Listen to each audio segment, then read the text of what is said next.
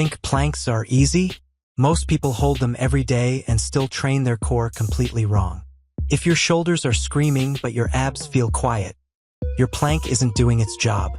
And if your lower back hurts during planks, your form is silently breaking your body. Here's the truth.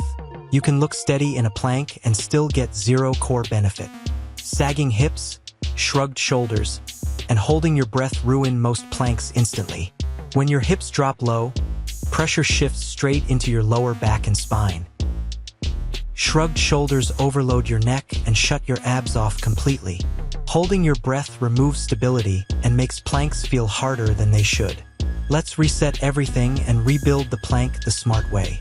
Place your elbows directly under your shoulders, creating a strong, stable base. Now lightly squeeze your glutes.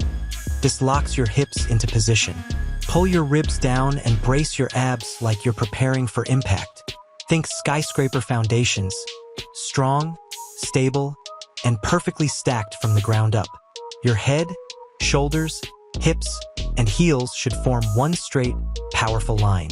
Sagging loads your back. Piking up shuts your abs down completely. High hips turn planks into shoulder endurance instead of core strength.